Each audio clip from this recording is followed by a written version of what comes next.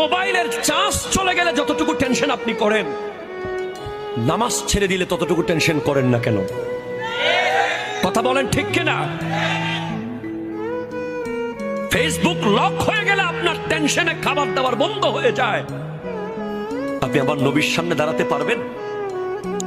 আপনি আল্লাহর সামনে কেমনে দাঁড়াবেন? আল্লাহ তো আপনার পক্ষে গিয়ে ফেরেশতাদের বিরুদ্ধে গিয়েছিল। আল্লাহ বলছেন ইন্নী জাইলুন ফিল আরদি খলিফা, আমি জমিনে আমার খলিফা বানাবো, মানুষ বানাবো। ফেরেশতারা বলছে আতাজালু ফিহা মান ইউফসিদু ফিহা ওয়া ইয়াসফিকু দিমা, আপনি কাদেরকে বানাবেন? যারা জমিনে গিয়ে মারামারি কাটাকাটি করবে তাদেরকে? আল্লাহ বলছেন না, ইন্নী আ'লামু মা লা তা'লামুন, আমি যা জানি তোমরা তা জানো না। তো আজকের দিনে আপনি যদি বেহায়াপনা করেন, আপনি রং তামাশা করেন, আপনি ইহুদিদের মতো যদি চুল কাটেন, কথা জোরে বলেন ঠিক কিনা?